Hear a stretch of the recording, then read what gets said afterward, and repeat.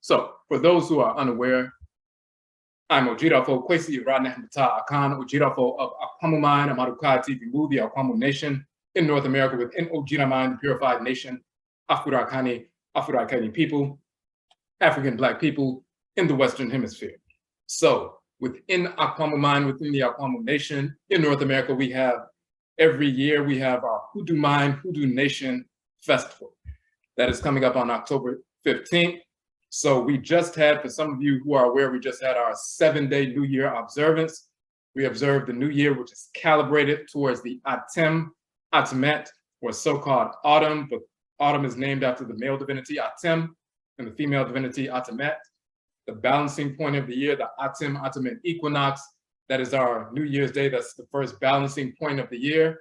And we have a 7-day observance as we practice Akan Ancestral Religion. And the Hoodoo tradition is Akan Ancestral Religion in North America. So we have a 7-day observance, the Ojira 7-day New Year from September 16th through the 22nd, or September 17th through the 23rd, depending on when the Atem Atemet equinox takes place. This year, it was September 17th through the 23rd. September 23rd was the first day of our new year of 13,023. 100 days before the Gregorian calendar date of January 1st, 2023. And of course, nothing takes place on January 1st, so there's no reason to celebrate a new year at the dead of winter, at the dead of night, the coldest and darkest time of the year. So that's foolish. So we have our 7-day New Year observance. We just had that, and we had 7 days of a live Zoom. We were going into detail about the nature of the day and the nature of the Abosom, the deities that govern the solar, lunar, and planetary bodies that govern each day of the week and all natural cycles in creation. We started that process and we went through that from the 17th through the 23rd and so forth. So 3 weeks after our New Year's Day, we have our Hoodoo Mayn, Hoodoo Nation Festival. This year is going to take place in Atlanta, October 15th. Typically, we have it here in DC. We are now based in DC, originally from Chicago, but we are based in DC. So we normally have in Washington, DC, our Hoodoo Mayn Festival. This year, we're moving it to Atlanta. So October 15th, from 1 p.m. to 5 p.m., we will have our festival. We just posted the information. Hold on a second. And so what we want to do today is go into some of the cosmology that undergirds the ritual practice of establishing an afashe, which is the Akhan term for a festival, and the nature and function of a festival, and so forth. So, but once again, for those who are checking us out on Instagram, go to the recent post so you can see the link to Zoom. So, because we're going to get off Instagram in a few minutes, you need to be able to see all the imagery that we're posting on the site, on live. So go to the recent post or the story, and you will see the link, the Zoom link, plus the meeting code, the meeting ID, and the passcode. So first, let's look at, this is the flyer, Hoodoo Mayn flyer. You see it says Hoodoo Mayn and Hoodoo. We're going to get into, Mayn is the Akhan term for nation. Also, as in a group of people. So Hoodoo Mayn is a term meaning Hoodoo Nation. Hoodoo comes from the Akan term Undu. Undu in the Akwamu Akan dialect means medicine from roots, trees, and plant life. Undu also means to become heavy, as in heavy with the spirit possession, and spirit communication. So Undu came to be pronounced Hoodoo when Akan people from the regions of today's Ghana and Ivory Coast were forced into North America during the Kwesi, the Great Perversity, the enslavement era. We were forced into this region. We continued Akan ancestral religion, just like other groups continued their religious practices. Akan people continued our ancestral religious practices under the term Hoodoo, which comes from the term Undu. There's also the term Kanche, which means to utter incantations, Kan, to bring the spirits forward, Achen. So the Akan term Kanche, to utter incantations to bring the spirits forward, came to be pronounced Kanje, and Kanje man and Kanje woman came later to be corrupted into conjure man and conjure woman and the conjure tradition and so forth, but that is kanche. An Akan term is a combination of two Akan terms, ka and anche. So kanche is the term. So whether it's undu or kanche, that came to be pronounced hoodoo and kanje, or hoodoo and conjure and so forth, these are the terms that we use to identify Akan ancestral religion in North America. Those of us who are spiri-genetically Akan, not just blood-wise, but also through spirit, the return of the spirit through multiple incarnations through our specific blood circles, we continue to carry this ancestral religious practice in our spiri-genetic blood circles. This is why we established the Hoodoo Mayn Hoodoo Nation Festival to deal with authentic hoodoo. There's a great deal of misinformation about individuals putting forward false ideas about what hoodoo is and pretending like it's an amalgamation of different African religions or an amalgamation of African and pseudo-Native American and European pseudo-esotericism. That is all foolishness and fraud. Hoodoo is specifically Akan ancestral religion, preserved, intact, in full as a religion in the blood circles of Akan people in North America, and it's been preserved for hundreds of years right here in North America. So, all right. Okay, so we're gonna log off Instagram. Once again, go to our post, get the Zoom link, meeting ID, and passcode, and you'll be able to join us in full. All right.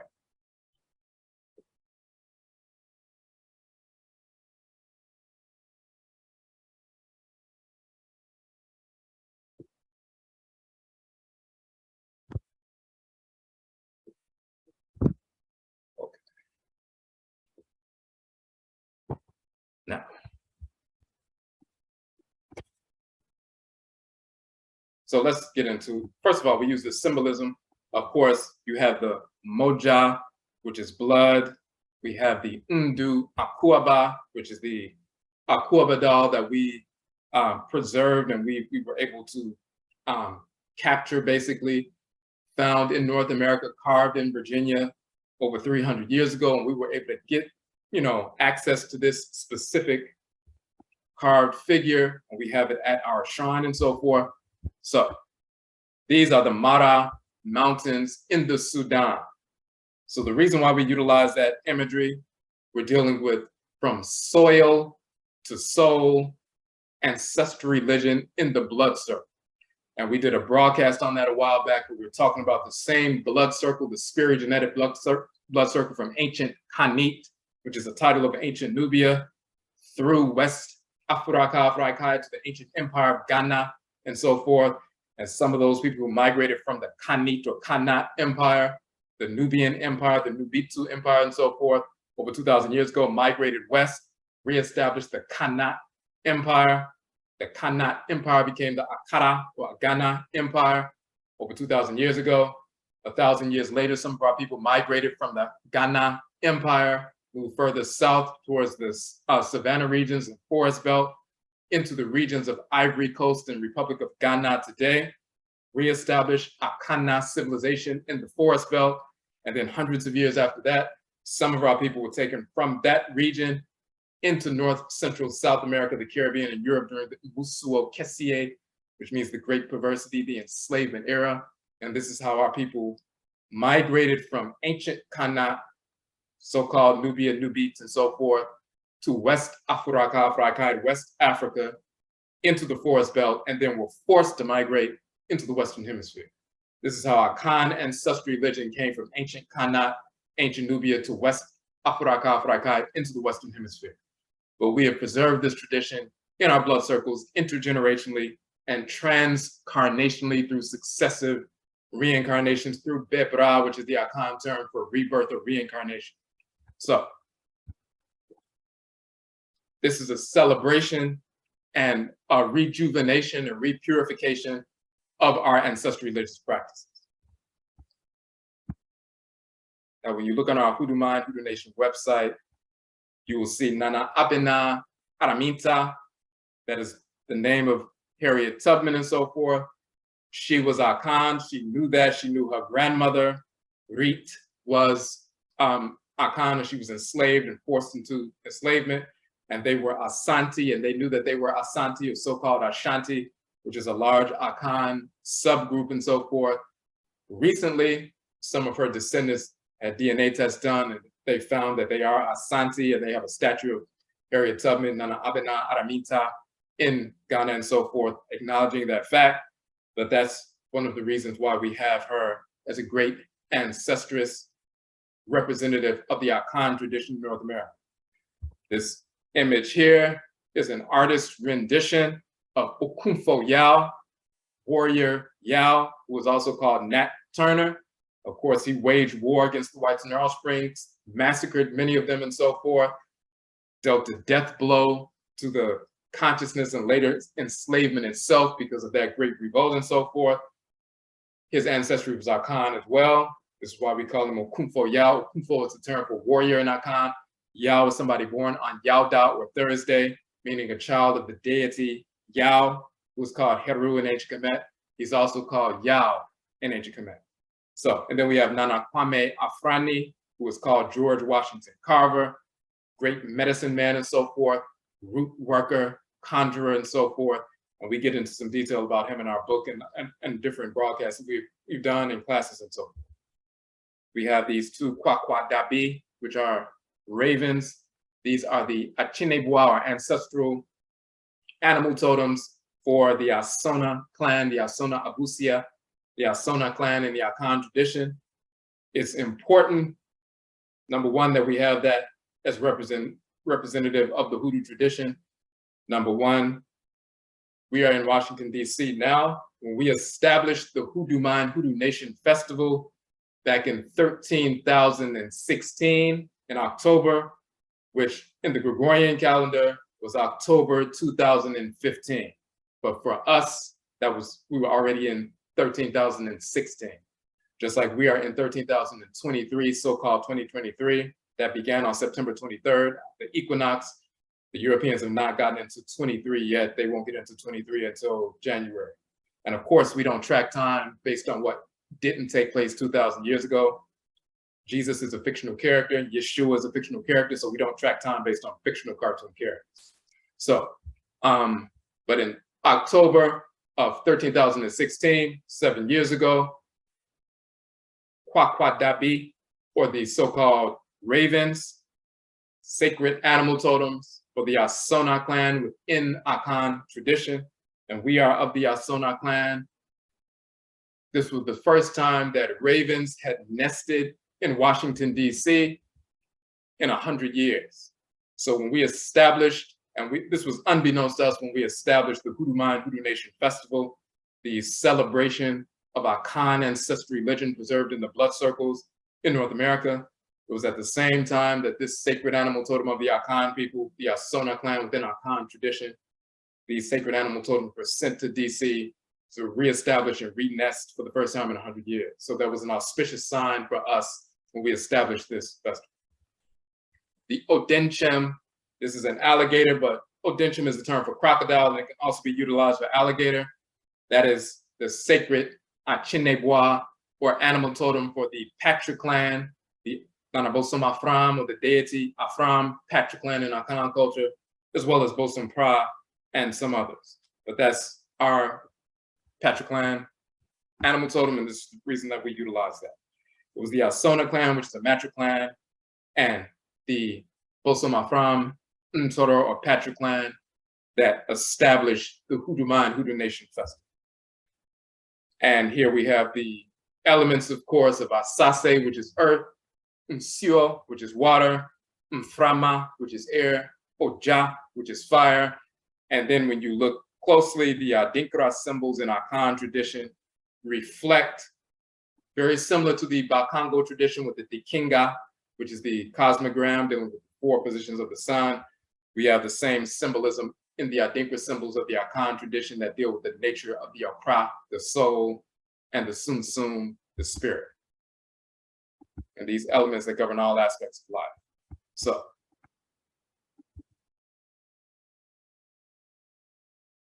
and so you'll see that we have, it's the 8th annual. It will be in Atlanta, October 15th. Black-owned business and so forth. Vegan lunch will be included. So let's get into some details. We have a trailer for that, and we have all the details here on the website, and you will see the flyer with all of the details, and you'll see that I'll be doing the presentation. We also have Ama Ma'ati and Jojo Ma'ati will also be presenting as well. A number of different things happening at the event. So let's get into some cosmology. So first, we've already mentioned, and let's go to this.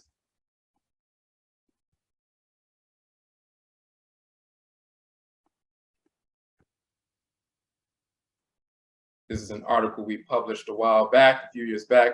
Achinebois, which means sacred animal totems.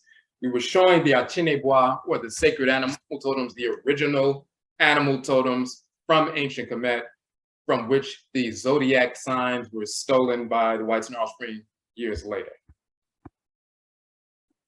And we were showing them in the context of the astronomical zodiac, or the actual positions of these constellations when the Aten, the Atenit, the sun, moves into these constellations. So you have Banebjedet, the great ram divinity of the north. That's where they got the Aries symbol from. You have Ptah Men, the great bull, and so forth. Of course, that's where they get Taurus from. You have the twins, Shu and Tefnut, where they get the twins, you know, Gemini and so forth. But they have two males, Castor and Pollux. But we always had the balance of male and female, Shu and Tefnut. The beetle, Kepra, who pushes the sun across the sky and so forth. The Aten, Atenit across the sky. That was changed and uses his hind legs to push the Aten, the sun, across the sky. That was changed into the crab walking backwards and so forth across the sky. That's so-called Cancer and so forth. Herubedeti, the great Shesep Enoch, so the divinity that governs the Shesep Enoch, the so-called Sphinx. The lion, body of the lion, the head of the man, and so forth. Sometimes the body of the lion and the head of the falcon. You'll see that Herubedeti, Herubehudet, Herakuti, and so forth is sometimes shown with the body of the lion, wearing the triple Atef crown, the Hem crown, and so forth.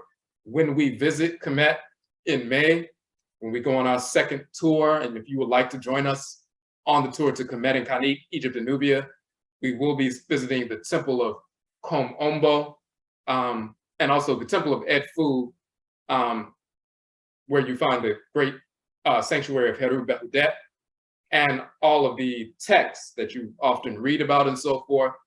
When Herubehudet is waging war against the enemies of Ra and so forth, and he's accompanied by Heru, son of Alsar and Alset, you will see they take the forms of lions, you know, waging war against the enemy. So this is where that Leo iconography comes from.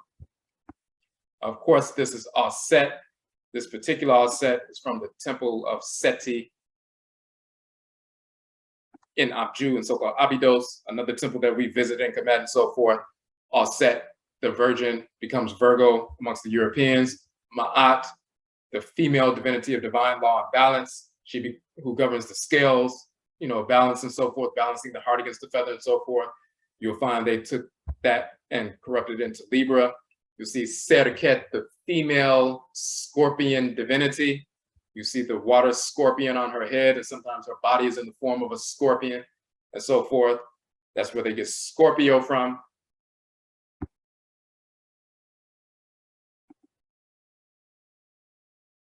You have Sekhmet, the serpent bearer.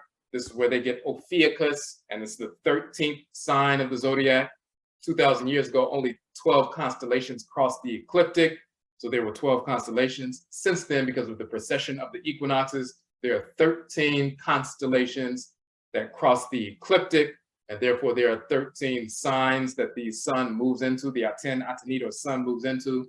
That's why there are 13 signs of the zodiac and so forth. The quote-unquote 13th sign, they call Ophiuchus, and they say it's Asclepius, the healer, and so forth. That is a corruption of the sacred ancestor Imhotep, the great healer and physician and architect and advisor of the Ptah, the pharaoh, and so forth. But his mother as a divinity, the one that governed his head on the Matriclan side, was Sekhmet. She's the great serpent bearer. She is the quote-unquote Ophiuchus. Then you have Neat, the great primordial mother, weaving ethereal and primordial matter, but she's also an archeress, and this is where they get Sagittarius, the archer, from. Kunwimu, the great ram of the south, was later corrupted into the goat, and that becomes Capricorn. Then you have Hapi, the one who uses his vessels to pour water into the Hapi River, a so-called Nile River, to cause it to swell, to inundate and so forth. That is Hapi, the spirit that animates the Nile River or the Hapi River. And of course, Merit is the female divinity, the female spirit that animates the river. This is where you get Aquarius, the water bearer, from.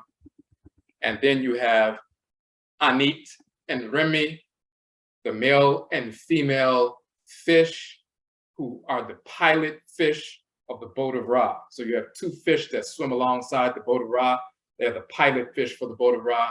That is Anit and Remy, male and female divinities, fish divinities, and so forth. You actually see the fish on the top of the head of Remy and so forth. And this is where they get Pisces from. Now, the reason why that's important with regard to timing is because when you look at these, and we list them here in the article, when you look at the dates, and let's just pull up this.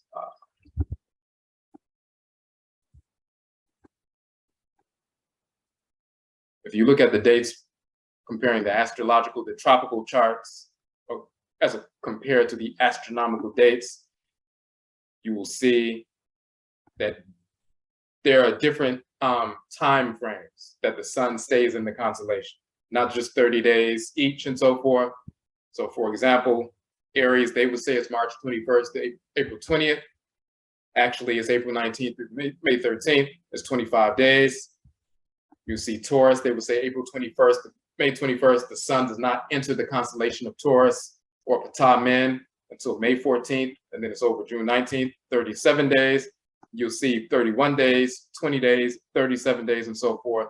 What's important for us, our New Year observance, as we said, is a 7-day observance, just like in Ghana, the Akhan people celebrate the New Year for 7 days. Millions of Akhan people do.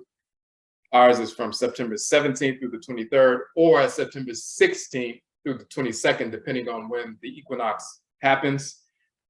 So when you look at the constellation of quote unquote Virgo, which is really all set, the White Snarl Spring will say it's August 24th through September 23rd. The sun doesn't actually enter into Set's constellation until September 16th. And then it lasts all the way through October 30th.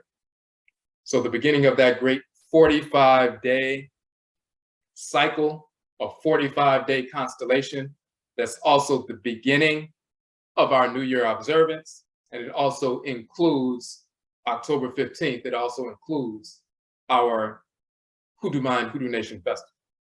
And also, when it goes all the way through October 30th, and then you have October 31st or November 1st, depending on the year, is the beginning of the Ma'at or Libra, constellation.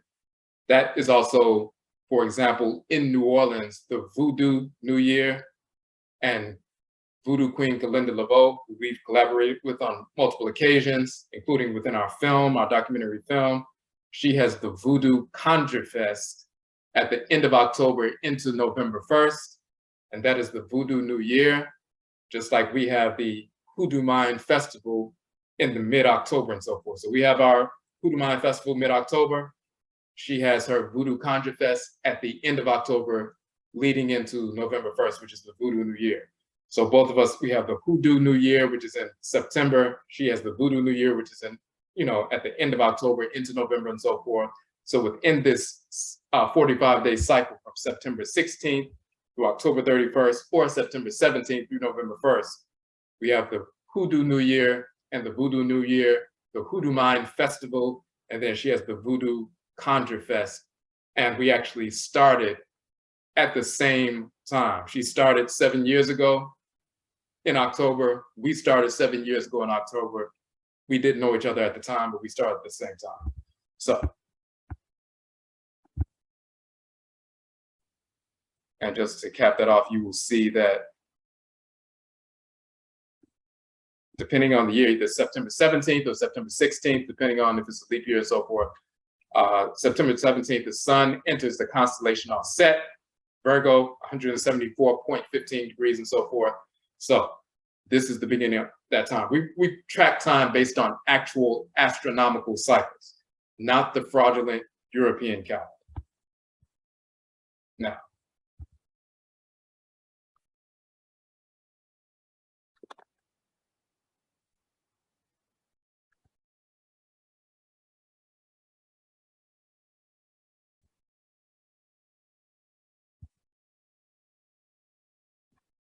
we're going to go back out and go back in.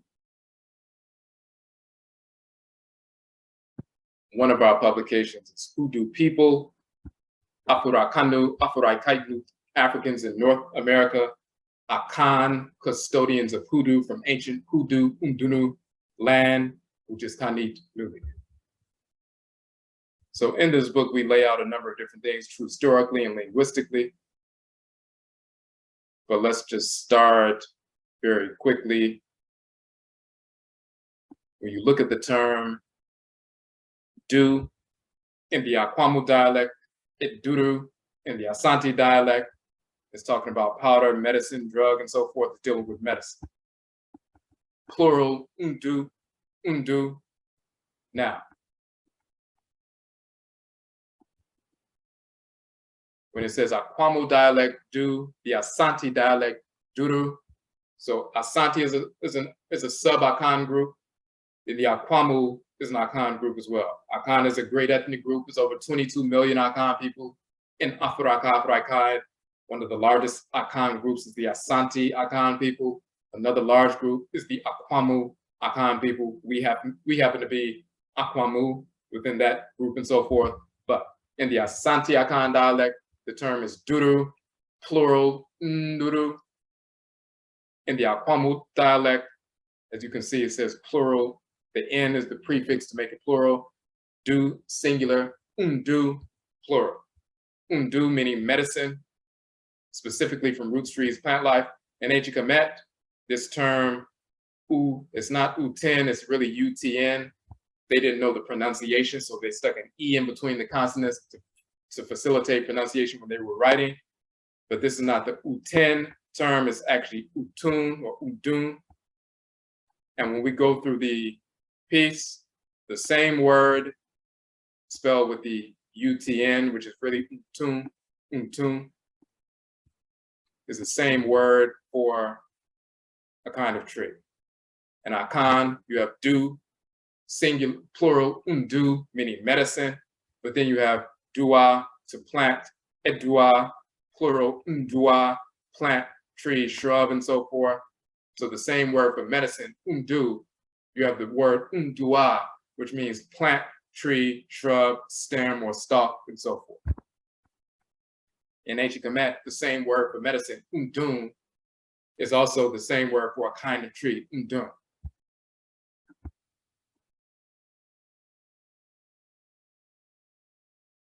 Then we give a few more examples, and then we put them side by side. Undu, or unduru, medicine, medicinal substance. In Akan, undua, tree, plant, plants. In ancient Kamit, undun, or undunu, medicine, medicinal substance. Also, undun, the same word, untunu, tree, plant, plants.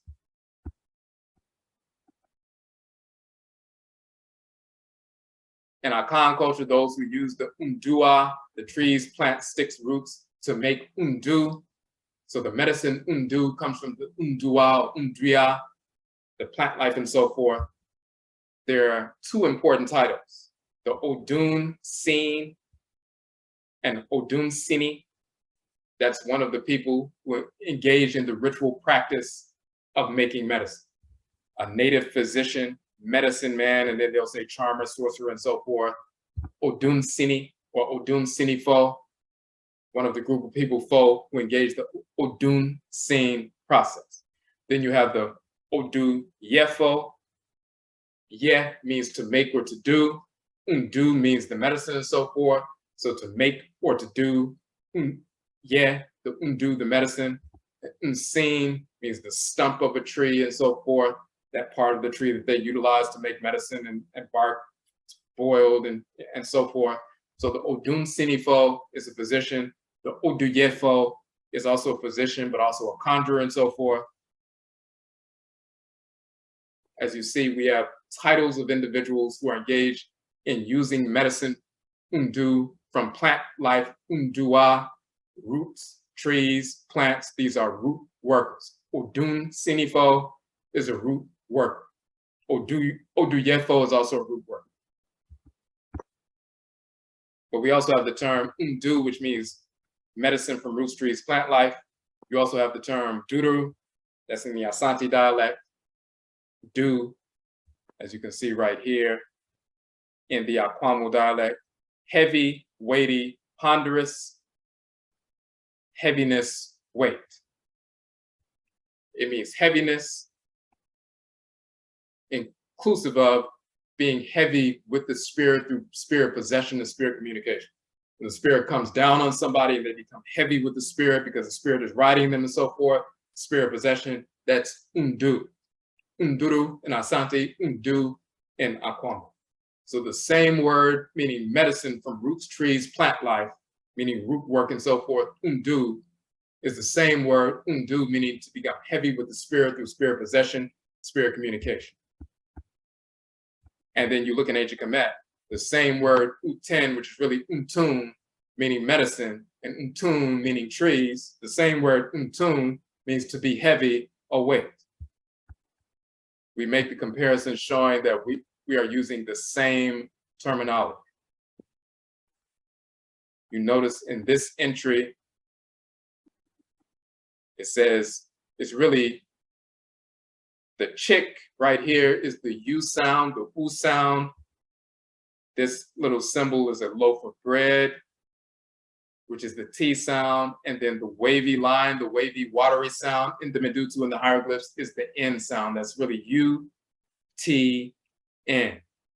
And when back in the day, 100 years ago, when Egyptologists were trying to decipher if there were consonants together and they didn't know what the vowel placement was, it was convention to arbitrarily stick an E in between two consonants as a placeholder until they could figure out what the real vowel was. If they didn't figure it out, they would just leave the E.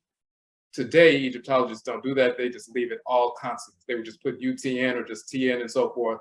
But back 100 years ago, when they would publish these dictionaries, they would stick an E that was saying they didn't know what the vowel placement was. They didn't know if it was an A, E, I, or a U. We can prove that it should be a U because the same word for heaviness or weight, Undun, is the same word for medicine, Undu, is the same word for trees, plants, Undu. All three words in Akhan mean the same thing. I mean, are spelled the same way and pronounced the same way. All three definitions are spelled the same way in ancient Kemet. And you'll also see the difference here. The little loaf is the T sound, and it's really Untun with a nasal N, Untun. There's another spelling. Instead of the little loaf of bread, you see the palm with the thumb facing upwards and so forth. That is the D sound. So they put a T with a dot under it. That's not U10, it's Uden or Udun. And it means to be heavy, a weight. So you have two different spellings of the term meaning to be heavy, a weight, Utun with a T. Then you have to be heavy, the great Uten, a weight. The T with the dot under it is the Udun, to be heavy.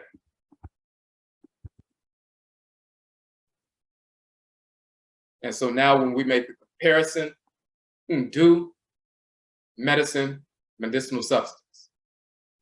In Kamit, Udun, medicine, medicinal substance. In Akhan, Undua, tree, plant, plants. In ancient Kamit, Udun, tree, plant, plants. In Akhan, Du or Unduru, heavy or weight. In ancient Kemet, Udunu or Undun, heavy or weight. And finally, we have the same term, Dudu, which is also do, to descend, dismount, alight, come or go down. This is in the Akhan language. It's from the Akhan dictionary. To descend into, to strike, as in lightning coming down and descending into a tree and splitting the tree and so forth. If the lightning strikes the tree, it catches fire and so forth. Or prana, du, driam, and so forth. And then to feel a presentiment or a foreboding. He has a presentiment of, or his heart forebodes fearful things. His soul has a presentiment of or anticipates a life without grief and so forth. So what it's saying is you have something comes down upon you, descends into you, like lightning coming down and penetrating a tree and so forth. Do something comes down upon you, descends into you. Then you feel a presentiment or a foreboding. You begin to see what's going to happen in the future. You can foretell what's going to happen. Do medicine from roots, trees, and plant life. Dua, do to become heavy with the spirit. And once you become heavy with the spirit, then do, you feel a presentiment or foreboding. That's hoodoo. Hoodoo, medicine from roots, trees, plant life. Hoodoo, to become heavy with the spirit. Hoodoo, when you feel a presentiment or foreboding, and you begin to divine for people because the spirits have come down to communicate.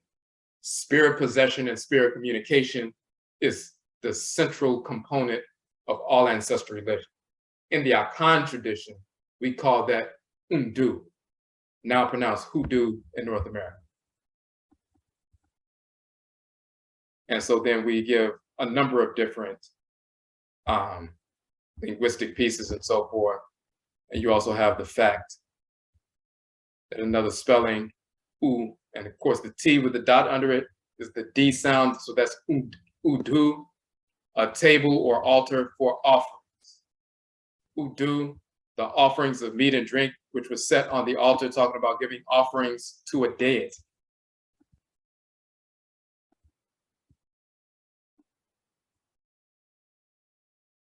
Now, we also show what it has to do with the mummification of the body, shooting out energy or fire and so forth, all these different things, also to write, a number of different things there.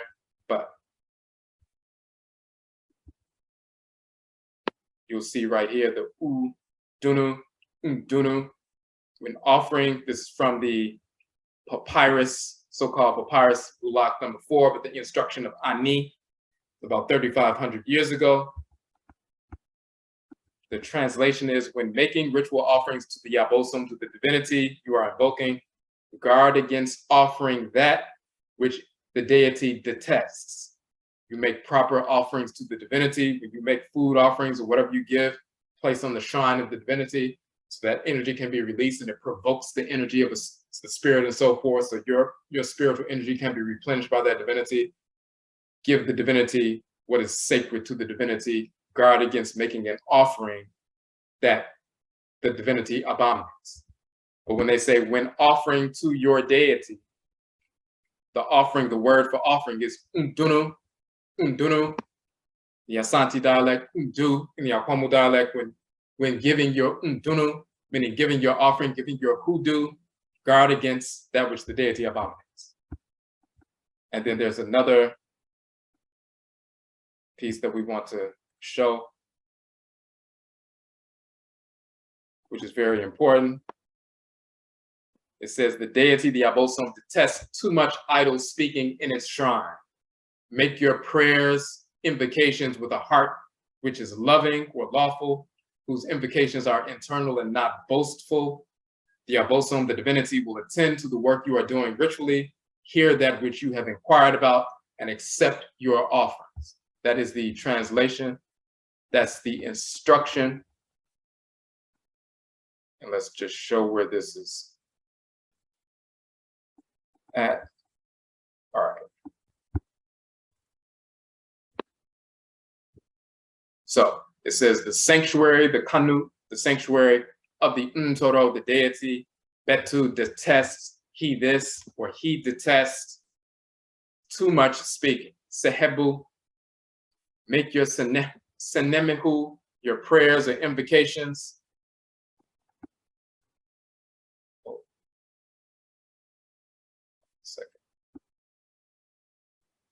from, M, and Ab, which means heart. Ab means heart in ancient Kemet. Abba means heart in Akhan.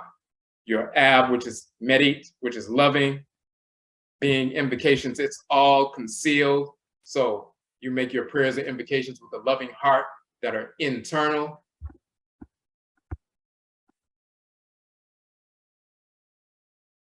He work your here. He will hear your work.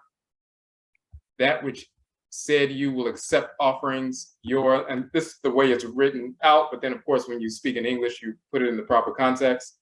But what it's saying is the Abosom will attend to your work. Your invocations, your ritual invocations are internal. You're not showing everybody you're praying loud and trying to draw attention to yourself. And this is where these little sayings come from the church. We're talking about not being boastful in prayer and all that. That's stolen from these texts from ancient Kemet. So it's saying, have a heart that is in harmony with divine law, quote unquote, loving or lawful. The invocations are concealed. The term aminu means concealed. So these invocations, the medut, the words, all the words are aminu, concealed or internalized. And then it says, he will hear your work. The Abosom will attend to the work you are doing, a male or female divinity. The work you're doing ritually, hear that which you have inquired about, and accept your offerings. And offerings, your offerings are your undunu. So the deity will accept your undunu, or your undu will accept your hoodoo. So, and then we also have the same term, undunu, a Sudani country, meaning a country of ancient Khanit or Nubia. One of the titles of a region of northern Nubia was the Undunu land, or the Undu land, and the people called the Undun people. So the Hoodoo people from the Hoodoo land, which is ancient Nubia, migrated west, reestablished Akhan Empire in West Afuraitkaitnit, Africa, and then moved to the forest belt. And then some of us were taken over here, and we continue to call ourselves the Undu people, the Hoodoo people, HOODOO MAYN, Hoodoo Nation. So this book, of course, lays that all out, and then we show the comparisons of Akhan and Kamit, Undu medicine, Undunu medicine, Undua trees, plants and roots, Undu trees, plants and roots, Du, heaviness, heaviness await, Undunu, heaviness await, Unduru, to descend, come down upon, Undu, to cause to come down, magical formulae, ritual offerings, Undu, all these different things, Undu Yefo, a spirit conjurer, Odum Sinifo, a root worker, so you have a root doctor, root worker, conjurer, and so forth. All these different things that we use, that terminology we use in North America for the root worker, root doctor, conjurer, and so forth. We have these terms from ancient Khanit and Kemet and in the Akhan language. So we just go into detail about that in that particular book. Now,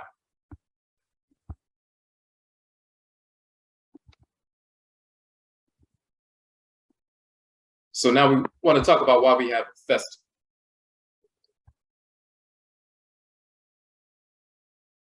So let's look at, of course, it's the HOODOO MAYN Festival, and the term for festival in Akhan, one of the terms is afashe.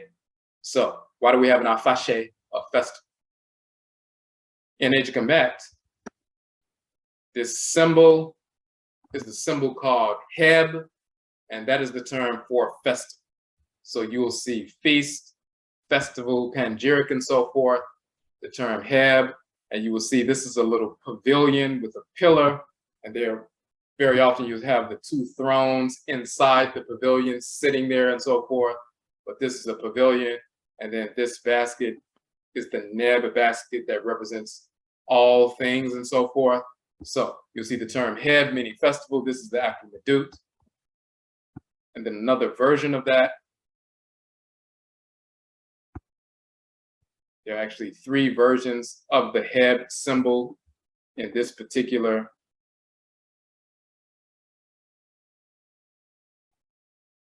So this is the divinity giving an offering to the king and so forth. This is the HEB symbol. This is the HEB symbol you just saw. This is another version of it with the basket. The basket, the term neb means basket, container, but neb also means all or every. The same word for container is the same word for all, every. because you can take a basket and put everything you need in the basket and then carry it. But then there's a basket like the bottom half of a calabash that represents the lower part of the earthly realm and so forth.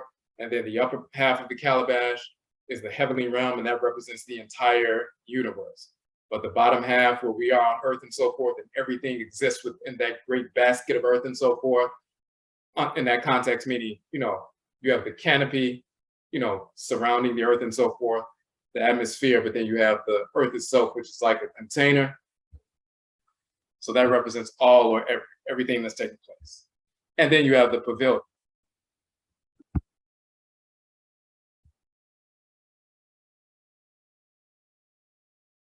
And if you look at that, you see the basket is a little pavilion. There's a throne here and a throne here. And it represents the seats of rulership of the nation. So that's the symbol for HEB, symbol for a festival. There's a pavilion and the thrones sitting inside the pavilion. And sometimes you'll see the sovereign sitting on both of the thrones. But you also see the term HEB. The same term HEB means to triumph. So you're triumphing over something, HEB, and then you therefore have a HEB, a festival to commemorate what you triumphed over. So there's a relationship between HEB meaning festival and HEB meaning triumph. And the Hearth-Shrine festival, for example, in ancient Kamit, was a festival that happened every 30 years when the Ptah, so-called pharaoh, reached a certain level of accomplishment and so forth. And there's a great Hearth-Shrine festival, the 30-year festival and so forth. But then there are also festivals in between. So we've been doing HEB or festivals for thousands of years. It represents a moment in time, a certain period, where we take stock of what has taken place, what we have triumphed over, what we have overcome, what we've established, focus on what we've established, and then focus on what we're going to move forward with the next cycle to build upon what we've established, what we've triumphed over. HEB meaning festival, HEB meaning triumph. So if we look textually and look at the origin of one of these sacred festivals, then we get a understanding about why we started this process thousands of years ago. And in order to do that, we're going to look at a text from ancient Kamit.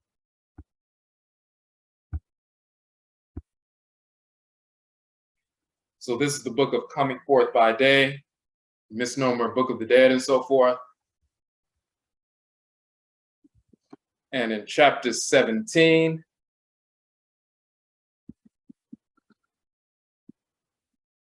there's a piece that we want to focus on.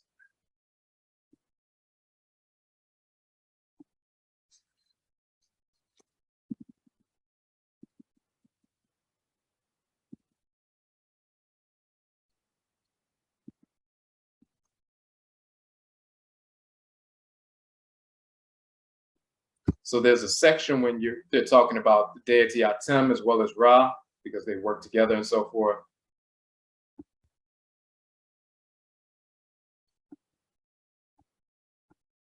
And the scribe Ani, who this papyrus was written for, when he transitioned, this papyrus with these sacred ritual invocations was placed in his tomb and so forth, and it was later discovered thousands of years later and so forth. But it says Asar an Ani, the scribe Ani, after he had arrived in port, after he made his transition, being illuminated, what has been done upon earth, become words all of the divinity Atem. And so the deity Atem says, I am Atem or Timu in rising up. I am the unique one. Here it says only one, but the unique one. Wa means unique and so forth.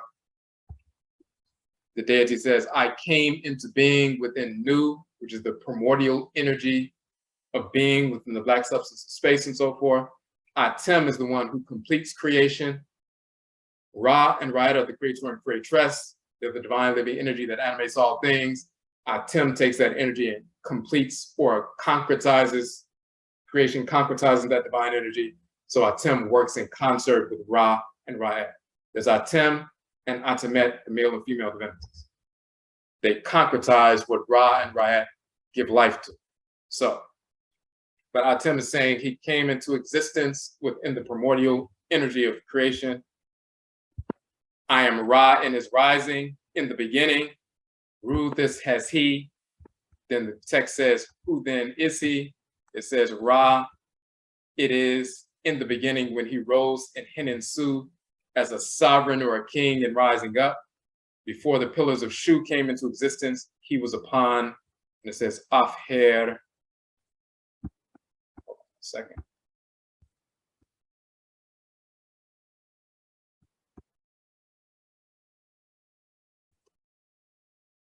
Okay, it says, not had come into existence the pillars of Shu before the pillars of the sky existed. Talking about Ra says, off hair.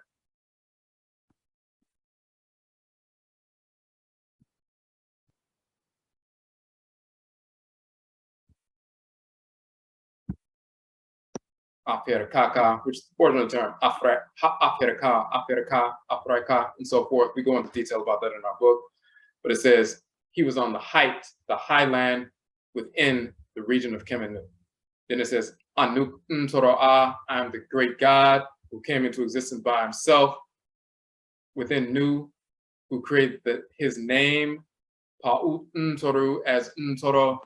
The deities, the Ntoru, came into being through the divinity Ra and so forth. It says Ra, it is the creator of the names of his flesh or his limbs, talking about the different spirits that came into being from Ra, as well as Ra'et and so forth. The deities, the Abosom, the Orisha, the Vodou, came into being from Ra and Ra'et, the Creator and Creatress. So he's just laying out who he is and some of his attributes. These deities, these Ntoru, who came into existence in the form of the Ntoru to the gods and goddesses, who are in the Ket Ra, or the following of Ra.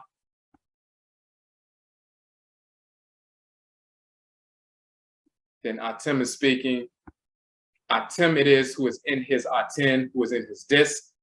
When Atem is in the red setting sun, he's inside of the disk and so forth. Now, there's a part that says, I am yesterday, I know tomorrow, the past and the present. The text says, who then is he? And this is the part we want to get to. So he was just laying out who he is, came into existence. Ra, as well as Atem, created the different divinities and so forth, established the past and the present, the entire cycle of time. I know yesterday, I know tomorrow, and so forth. And then he says, now yesterday, Osar is, misnomered Osiris, but Osar is, now tomorrow, Ra is. Ra constantly returns with the rising of the sun and so forth, and he's sitting inside of the Aten, the sun, radiating his energy through the Aten, the sun, and so forth. Asar is the one who dies and then goes into the ancestral realm because the sovereign of the spirit realm and so forth. So Asar is yesterday and Ra is tomorrow. Then it says, on day that of the destruction of his Ptah or enemies, of Neb Erjer, the master of the limits, which is Atem, and the appointment as prince of his son Heru. So in the cosmology, when Asar gets killed by Set and his followers, then his son Heru eventually becomes appointed as king to restore the nation, restore the sovereignty, and restore the order that Asar had established along with Set. So Heru, the son of Asar, becomes the king, and so forth. He's appointed. He's prince, but then eventually becomes the king and so forth. He's ruling the physical realm. Asar is ruling the spirit realm and so forth, along with Set. But it says, on day that of the destruction of his enemies of Neb-Erjer and the appointment of the prince, his son Heru, otherwise said, day that on which we established the HEB, the festival, of the meeting of the Kedes, meaning the mummified body of Asar by his father Ra, when made battle the deities when commanded us Asar as the Lord of Amentet. Amentet, it is being created, the spirits of the deities, when commanded Asar in the sacred ancestral realm. So what it's saying is there was a battle talking about when we wage war against the spirits of disorder. Just like in your body, there's a battle that goes on between the cancerous cells, some of the cells in the body that become cancerous, and then you have the immune system cells that seek out the cancerous cells, you know, the white blood cells and so forth, as well as some of the red blood cells. They attack the cancerous cells, they kill them and expel them from the body. There's a battle that goes on. There's certain cells that become disruptive that seek to destroy the balance of the entire organism, but you have an immune system and lymphatic system in place. Those cells will go destroy the disorder, eradicate it to preserve the integrity of this organism. Spiritually, there are some individuals who become cancerous, meaning become wayward and self-destructive, and they will seek to consume and destroy and become cancerous within the community. And then we wage war against those individuals, isolate them, eradicate them to preserve the body of the community, to preserve the sacred order that was established within this human population. Afurakani, Afuraitkaitnit, African Black humans only, of course. That same order that makes the creation an orderly creation. We learned that from the deities through spirit possession, spirit communication, and establish that same sacred order that we see in the universe, see in nature, and plant life, animal life, mineral life. We establish that same order by invoking the deities that regulate divine order and creation. Those spirits enter into us and show us how to establish a nation, a society, a civilization that's orderly as well. And if some people within the community begin to create disorder, then we eradicate them. That's the battle. And then there was an establishment of a HEB, an establishment of a festival. Now, if we go back, talked about the destruction of the enemies. We said HEB means a feast, feastival or festival, when you eat because you're celebratory and so forth. This is the pavilion. This is the little basket that represents the offerings that are given and fed to the people and so forth, the abundance of the nation, people eating and, you know, being full and everything else is in the pavilion, the seat of the sovereignty of the nation and so forth. But HEB also means to triumph. So when you overcome a certain obstacle, then you establish this festival so you can recognize what you've overcome. You can solidify that, weave that into the fabric of the nation's trustery and culture, quote unquote history, but trustery and so forth. So you can build upon what you've done, what you've accomplished, what you've overcome, and what you're going to establish in the next cycle. HEB meaning festival, HEB meaning triumph.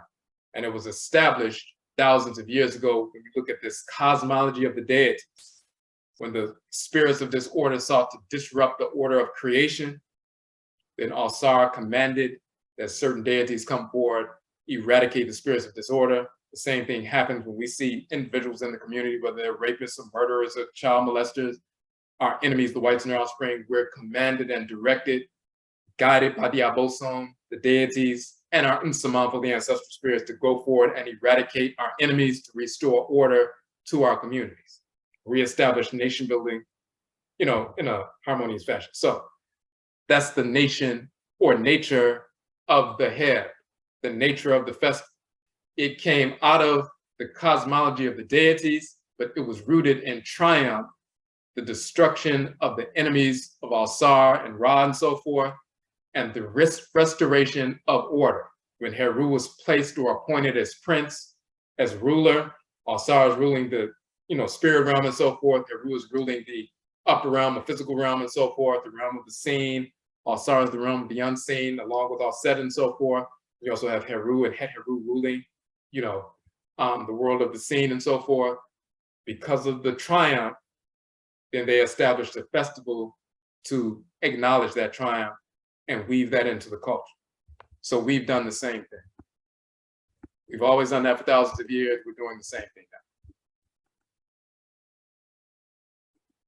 So when you look at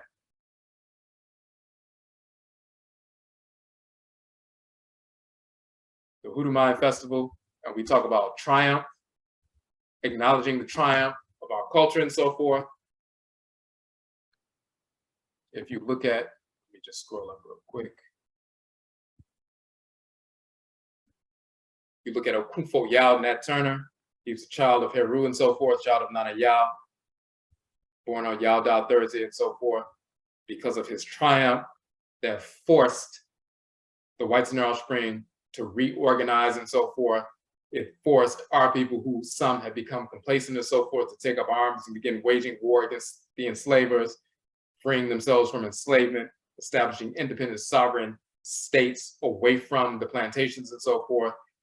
These hoodoo wars waged by Okufo Yao Nat Turner and Okufo Kwabena, so-called Denmark Vesey and so forth, that led to the larger wars such as the Gullah Wars and so forth against the United States Army and so forth, so-called Seminole Wars, but they're properly called the Gullah Wars and so forth, which led to the Civil War, and our people participated in that and forced the end of enslavement on the entire continent.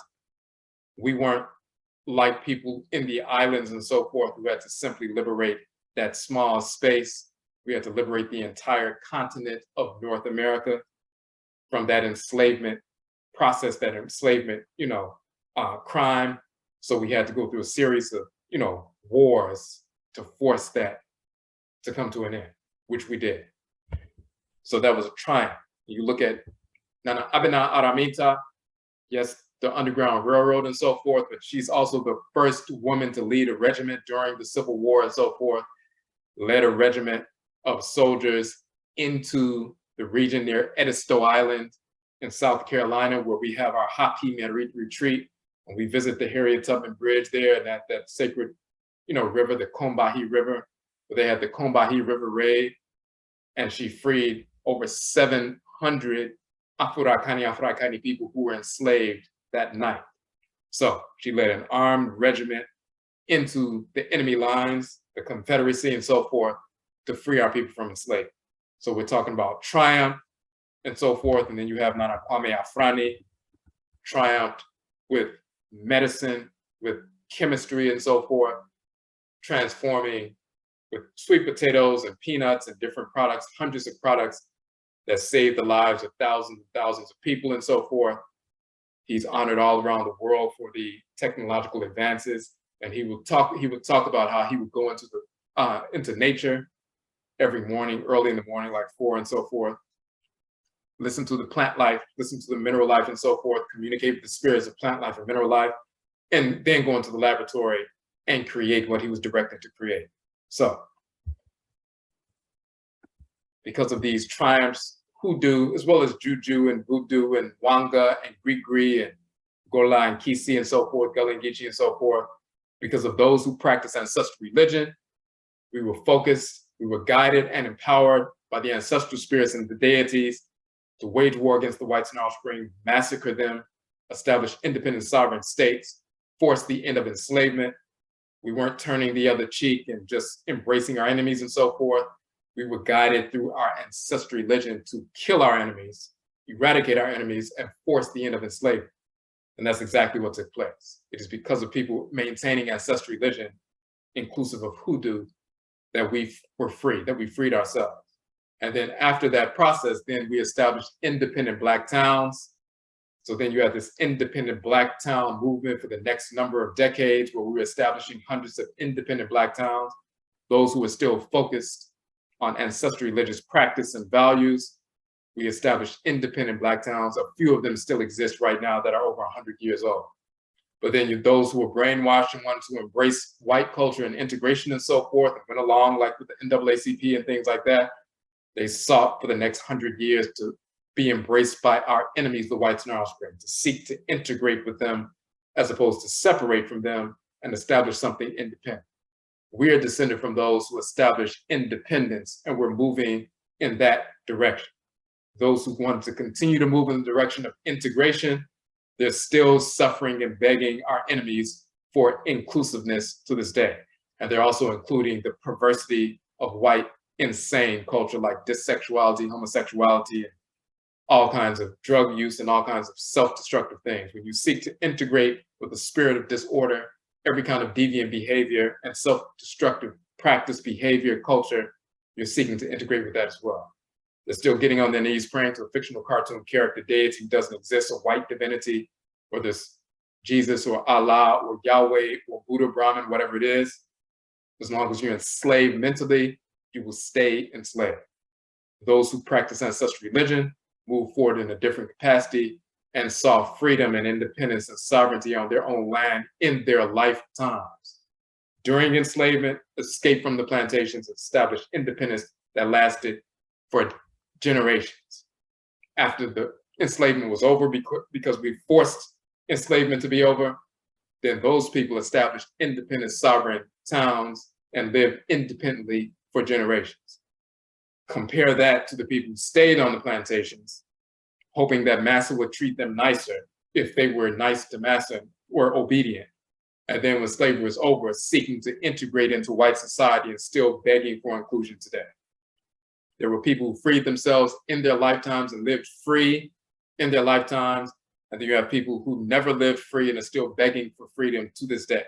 So we follow the intelligent ones. Now, so that's what Hoodoo, the Hoodoo Mayn Festival, that's what the root of that is.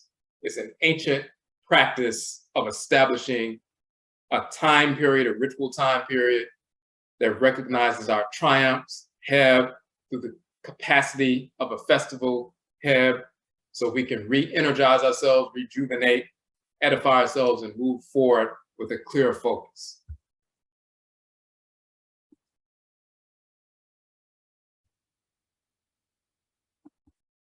Okay, now, so we're just going to show a couple of things that we'll be dealing with. And of course, if you have any questions, and we're not going to keep you long tonight, I just wanted to go into some detail about why we're having the festival. It's going to be in Atlanta. This is the first time it's outside of DC, in Atlanta. It's $20 for the registration fee. That includes a vegan, full course vegan lunch and so forth that we'll have. So we'll have presentations. We'll have some vendors there. We do have a few spaces open for vending. So you can reach out to us about that for the few spaces that are left open. We'll have vendors there. We'll have presentations. We'll have, vegan lunch in between. We'll break for lunch, and then we'll go back to the second half of the program and so forth. We'll have our ancestral shrine established there for ritual practice in the beginning and so forth. So a number of different things happen that day. You'll see the registration here. When you go to the Hoodoo Mayn website, you see the registration is just two-step process. Go to the page.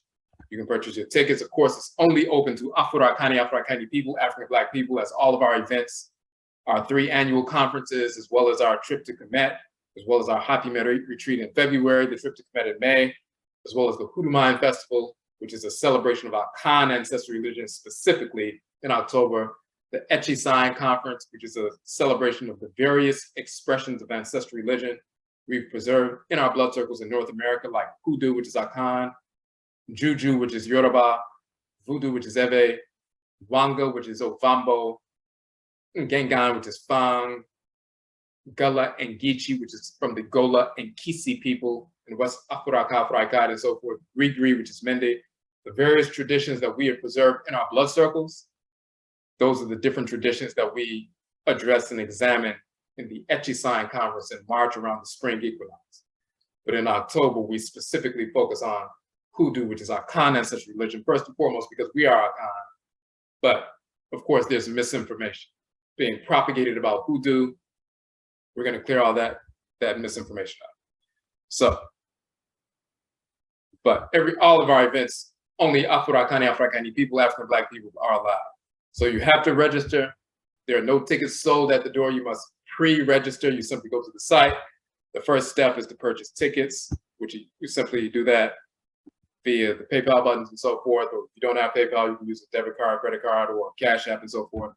To do that, your receipt is your ticket that we check when you come into the door and so forth to verify. And the second step of the process, after you purchase the tickets, email us your Facebook or Instagram or whatever social media link you have to identify yourself.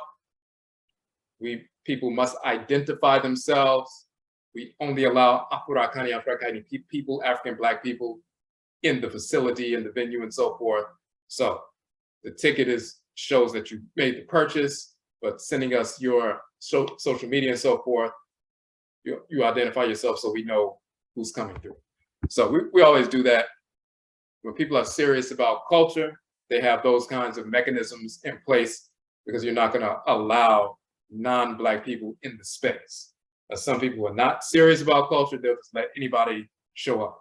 We don't allow spirits of disorder to operate within our spaces. This is why we don't rent out large public, venues. We look for Black-owned businesses where we can, rent out a space for a certain number of hours and so forth. We control that space because it's a private space, and we control who comes in and comes out.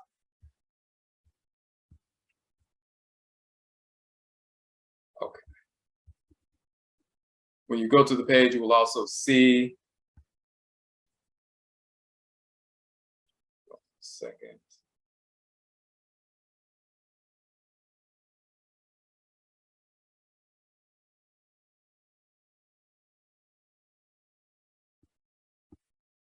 Just want to make sure we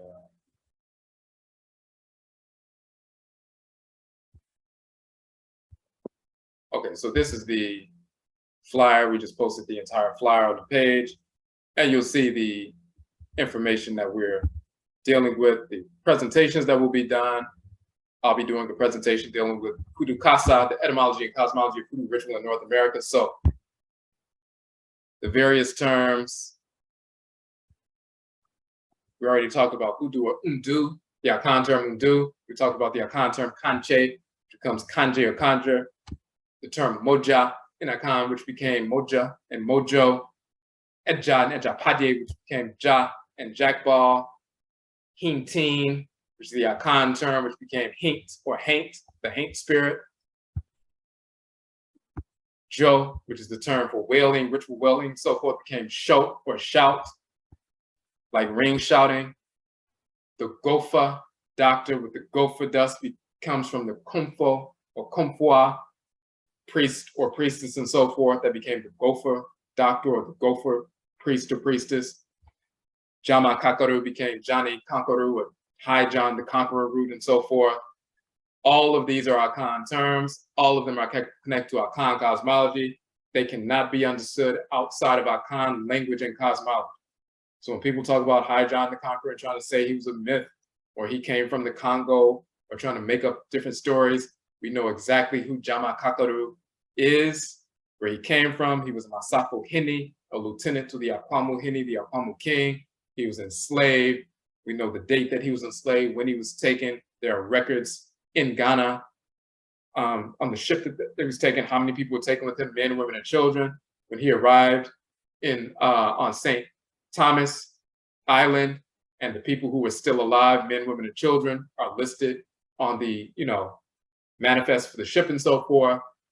We know when he arrived, when he got to St. John's Island and so forth, and then they led a great revolt and they took over the St. John's Island for over 6 months in 1733, so-called 12,733, 1733. And that was, years, decades before the Haitian Revolution, before they took over the island. Akwamu people, Akwamu Akhan people took over St. John's Island. And there's a whole story and cosmology about that and the sacred root that they dealt with and why it's High John the Conqueror and all of that. So all of these terms we're going to get into. So we'll dispel this notion that Hoodoo is just an amalgamation of different African practices, or Hoodoo is an amalgamation of pseudo-Native Americanism and European occultism and different African practices. Total misinformation. So all of these people running around talking about they're practicing Hoodoo, and they don't even know the founding culture of Hoodoo, which is specifically Akhan, trying to pretend like it comes from the Congo or it comes from the, Ewe or the Fon or the Yoruba or some other group, because they haven't done the real study, number one. But first and foremost, because many of them are not Akhan and they're not part of the authentic culture. So what they're calling Hoodoo is not Hoodoo at all. They're engaged in the Yoruba tradition and some Vodou tradition and some Congo traditions, and they pull a few practices together and then label it hoodoo and pretend like they're practicing hoodoo. And then say, well, my grandmother used to do this, and my grandmother used to do that, and my grandfather used to do this.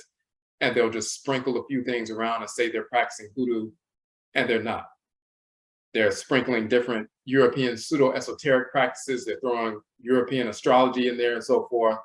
There's an entire astrological practice that's associated with Akan ancestral religion.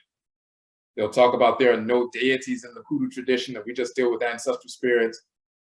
That's because they don't know who the deities are, because they don't know that this is Akan religion. If they knew it was Akan religion, they would know the hoodoo pantheon of deities and who they are. And every Akan man, woman, and child are governed by this hoodoo pantheon of abosom or deities. If you practice authentic hoodoo, you know that. If you don't know any deities in the hoodoo tradition. You don't even know they exist. So,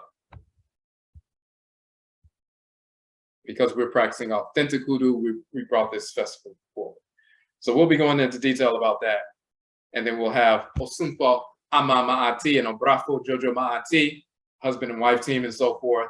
They have the Red Moon, Purple Saturn podcast, but Ama also teaches the 13-week Obatine Sem, Afuraitkaitnit womanhood course. Jojo has the Heru core, which is the Oberima Afurakani manhood course for Afurakani youth from 10 years old to 17 and so forth. They will be dealing with Hoodoo Obrabo, Hoodoo lifestyle. So we say in Akhan culture, Obrabo means ethical existence, also generativity and so forth. But when you look at, we have our books, Oberima Afurakani manhood and Obatine Afuraitkaitnit womanhood. These two books that deal with manhood and womanhood from an Akhan cosmological perspective, dealing with the divinities that govern the 7 days of the week and so forth in Akhan culture. But other Afurakani, Afuraitkaitnit people, ethnic groups who are not Akhan can study that and learn from it and see how it is expressed in their own culture, in the language of their culture and so forth. We worship the same deities. We just have different names for them and different, approaches, but we're all on the same page.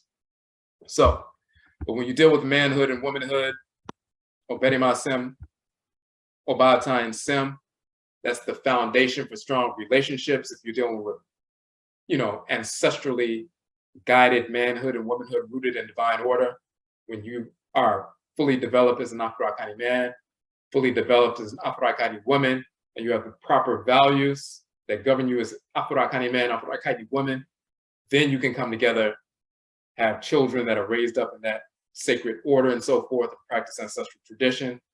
And then there's a way of life from the time you get up in the morning to the time you go to sleep, to the way you rear children, to the way you engage in business.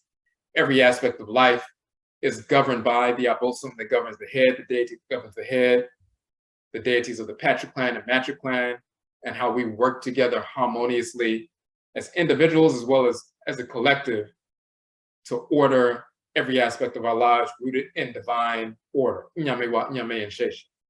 that goes right to manhood and womanhood rooted in divine order.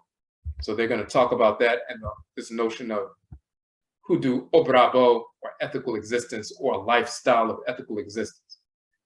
We did a broadcast and a number of classes on the Hoodoo tradition. And in one of the classes, we talked about how root work is 1/8 of the Hoodoo tradition. When people say that Hoodoo is simply root work, that's because they don't know who the deities are. They don't even know the deities exist. They don't know what the culture is. They don't know what the language is. They don't know what the cosmology is. They don't know what the pantheon is and so forth. So they heard that when you mix herbs like a chemist, or you deal with a few little ancestral spirits, then you're practicing Hoodoo. Root work is 1/8 of the Hoodoo tradition. What are the other 7/8? That's what we deal with, and they'll be dealing with that entire, all-encompassing approach to a Hoodoo lifestyle. And just as we do this with the Akhan tradition, because that's what we are, people can do the same thing with the Yoruba tradition when they find out that Juju is the Yoruba tradition that was preserved in North America for 300 plus years. There's an approach to Juju or Yoruba that was preserved for hundreds of years in North America, where you're not dependent on simply mimicking people in Nigeria as they practice Yoruba tradition today. Juju, or the Yoruba tradition, was preserved in the blood circles of our people for hundreds of years who are Yoruba here in North America. Akhan tradition is not dependent on us going to Ghana or Ivory Coast and simply imitating ritual practices that they practice today and then importing those contemporary Akhan practices into North America and saying, hey, I practice Akhan religion now because I got initiated by an Akhan priest or priestess or elder or elders in Ghana or Ivory Coast, and now I'm practicing real Akhan religion. What you're doing is imitating your cousins and their contemporary expression of Akhan religion as is practiced in that region of Ghana today. But Akhan religion was brought to North America by Akan ancestresses and ancestors over 300 years ago, and we continue to practice Akhan religion uninterrupted for the past 300 plus years, and that is the Hoodoo tradition. The Hoodoo men and Hoodoo women, the Kanche men and Kanche women are the priests and priestesses of the Hoodoo tradition. That's an unbroken priesthood and priestesshood, and it's not dependent at all on going to people in Ghana and Ivory Coast. Just like the Juju tradition in North America is not dependent at all on people traveling to or connecting with people in Nigeria. So, and the same is true for other ethnic groups as well. So, okay. So if you have any questions in the chat room, you can post them. That's what we wanted to go over tonight.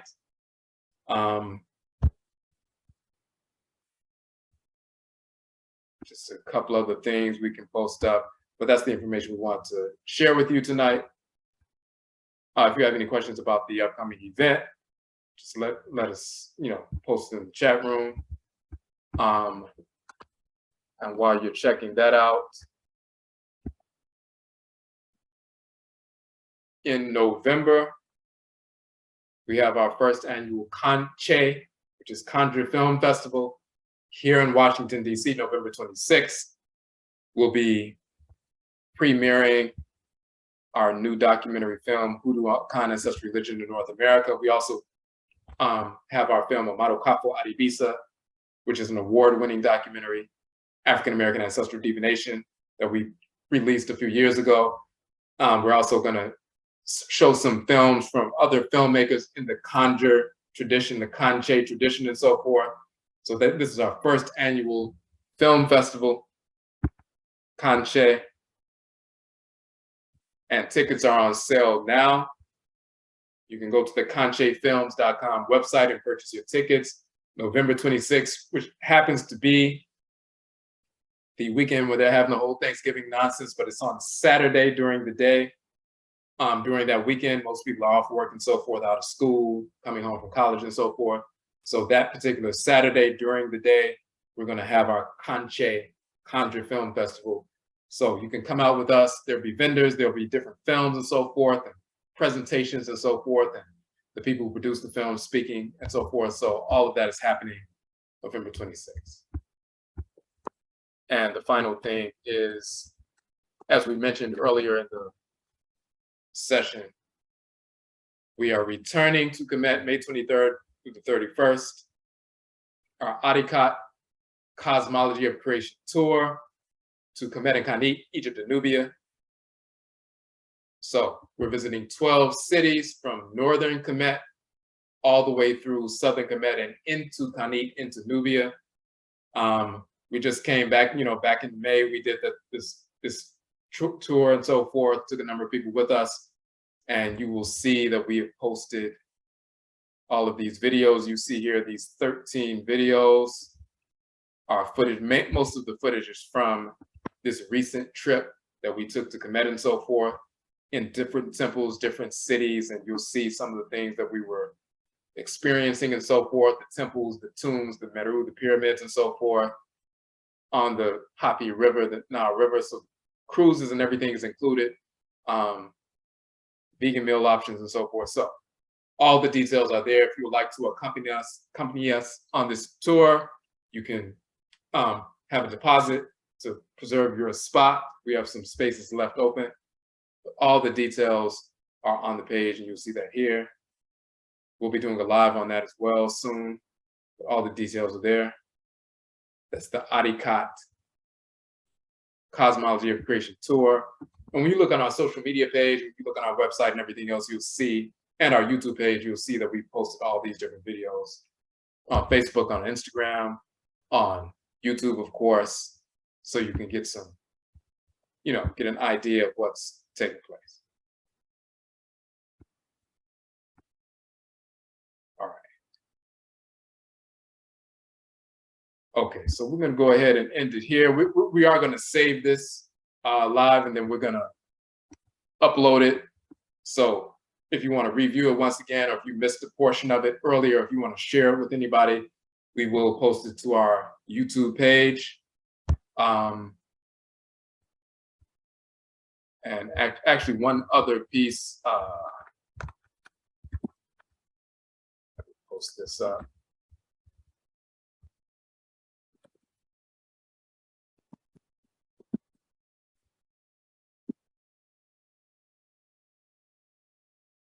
So we started our 13-week manhood course on September 25th, and the second week was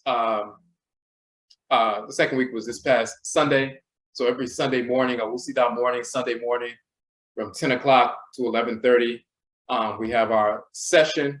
We have 12 more sessions within this 13-week program and so forth. There were 14 Awusidar Sundays within the 13 weeks, so we did 2. We have 12 more. So if you would like to do late registration, you get the 2 videos from the 2 sessions you missed already. And then the next 12 weeks, next 12 Awusidar Sundays, of course, you have access to the live session as well as the recorded session. So you can go to our Obedima page on our website and you can do late registration for that. That's for the brothers, of course. And then for the women, the Obatine and Obatine Sim Afuraitkaitnit Womanhood course. Mama Ati taught that course, and the archived version of the course is available, the entire 13-week course. You go to the Obatine page. Number 1, you can, of course, download the book Obatine Afuraitkaitnit Womanhood for free. And then you'll also see that right here,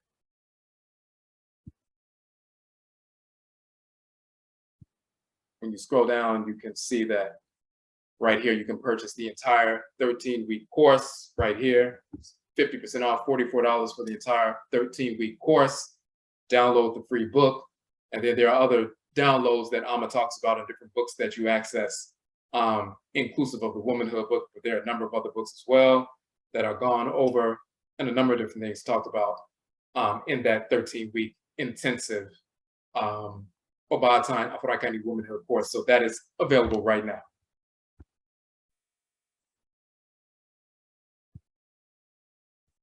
Okay. Okay, so just want to say, Yedase, we thank everybody for tuning in. We'll probably, well, before the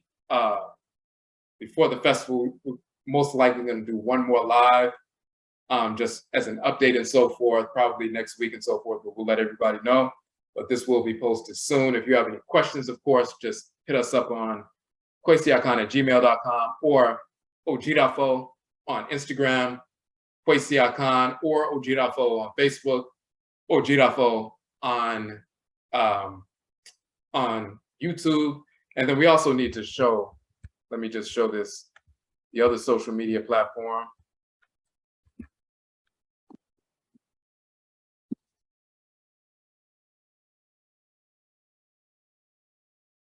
Let's see, this is the wrong one. Let's see.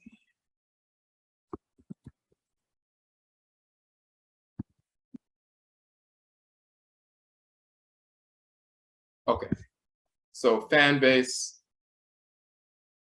is a social media platform. Let's put that up.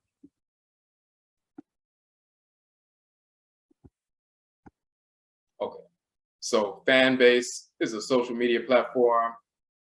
is Black owned, 100% Black owned and so forth. You can also monetize your content just like people do on TikTok and Instagram and so forth. But when you go to fan base, you will see that it's virtually identical to Instagram. It looks the same as this. The color scheme is different.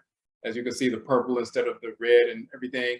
But it's virtually identical to Instagram, except it's Black owned by Isaac Hayes III, you know, from the Isaac Hayes family and so forth. This is Isaac Hayes III. He owns Fanbase. I have a page on Fanbase. I'm going to start doing more things on Fanbase and just, you know, use Instagram and Facebook to point people to the Fanbase page and so forth, because we need to use these social media platforms that our people created. So I have a page on there already, but you can sign up for Fanbase just like you signed up for, you know, Instagram and so forth, post your pictures and videos and communicate with people. And you also avoid, you know, being banned and, you know, shadow banned and everything when you post accurate Black information like TikTok or Facebook or Instagram does. So that's another piece you want to check out. Okay, so Yerase, we thank everybody for joining us. And once again, Yerase, Yebeshia Bio, we will meet again.